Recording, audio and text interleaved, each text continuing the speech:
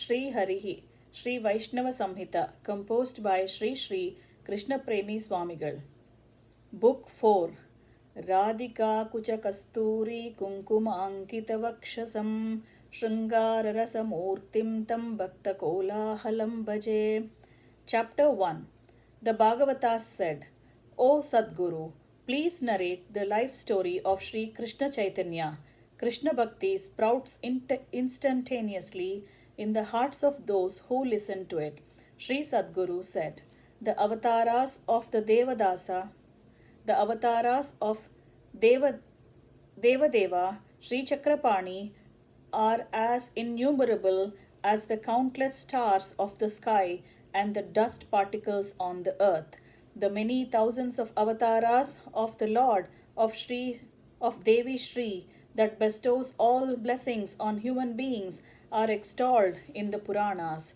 As in the other three yugas, Bhagavan exists in the Kali Yuga too, but he remains invisible now. Hence, even in this Kali Yuga, his advents are taking place. On this holy land of India, encircled by Kali, manifesting itself in the form of mlechas, the wicked who adopted the unrighteous ways, Sri Hari himself descended the earth at Navadvipa. At the time when the righteous path was totally lost, the omnipotent Lord took his descent with the divine will to revive the Bhagavata Dharma. The resplendent town of Nadadvipa is situated on the bank of the holy river Ganga, surrounded by the lush growth of plants and creepers. There lived a Brahmana named Jagannatha Purandara. His wife Sachi Devi was endowed with all virtues. They had another son named Vishwarupa. He was well versed in all the Shastras and had cut asunder all attachments. Worshipped by Aditi Devi, Bhagavan Vishnu earlier appeared as the younger brother of Indira during his avatara as Vamana, the dwarf. Now, Lord Hari, the eternal repository of compassion, appeared as the younger brother of Vishwarupa. In the month of Palguni, Tamil month of Palguni, March-April, on the full moon day, during the time of lunar eclipse, Sri Gaurachandra, who blessed the world with spiritual joy, made his appearance. At the very moment the descent of Lord Jagannatha took place, people everywhere started chanting and singing the divine name of Lord Hari. The parents of this avatara of the Lord, Father Jagannatha Purandara and Mother Sachi, experienced the highest spiritual rapture. Vishwarupa, the elder brother, born as a partial manifestation of Sri Balarama, Lord Krishna's brother, also became very happy to see his younger brother. Vaishnavas like Sri Advaitacharya and Srivasa Pandita also experienced untold happiness. Beholding that extraordinary, handsome and charming baby, all became very happy. They all started dancing and singing together in praise of Lord Achyuta, the Master of Universe and the Eternal Being. Sachi Devi hugged close the child with a golden complexion, very small limbs having tiny fingers, constantly waving black eyes, long and sharp nose, beautifully curved brows, red lips, curly hair, and a broad forehead, and experienced immeasurable joy. On the 12th day from the childbirth, the father ceremoniously named him as Vishwambara and Nimai.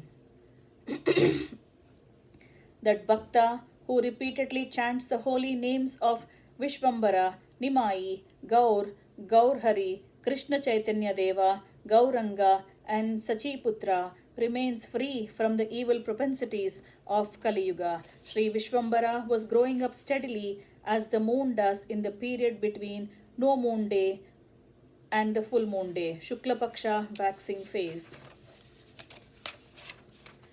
Brushing aside all toys and playthings, the child Nimai would crawl slowly and reach out for the book of Srimad Bhagavatam. One day, Sri Gauranga crawled slowly and caught a snake and was laughing and playing with it fearlessly. One night, a thief kidnapped the child Nimai adorned with many jewels, and reached the forest. When he looked at the child, he was cleansed of all evil thoughts, and he brought the child back home. Once the child Nimai had eaten the food brought with him by a wayfarer. Later he gave him darshan as Sri Bhagavan himself. Nimai used to move on all the streets along with his mates, chanting and singing the names of Lord Hari. Accompanied by his young friends, he used to go to the bank of river Ganga and engaged in varied, delightful sports. Young Gaur Hari made everyone happy and engaged in many sweet and all enjoyable childhood pastimes that provided happiness to the parents. Jagannatha Purandara became very happy conducting the ceremony of Upanayanam when Nimai was 8 years old. The elder brother Vishwarupa renounced the world and turned to ascetic life. Purandara, the father, could not bear the sorrow and died grief stricken. Gaurahari was taken care by his aged mother with all affection. Due to this innate divine knowledge, he became proficient in all the Shastras within a short time. Bhagavan Shri Gaurangadeva married a timid and soft young girl named Lakshmi and thus made his mother very happy. In his 16th year, he entered into wedded life. He amassed great fame due to his unusual knowledge and scholarship. Despite his being worshipped by the kings and the wealthy, he was devoid of pride and conducted himself very humbly and moved freely with everyone like an innocent child. Bhagavan, born as Pandit Nimai, appeared to be playful young boy engaging in lovable fake quarrels with the Vaishnavas. He concealed his true self as the omnipotent and omniscient Lord with the extraneous veil of Maya.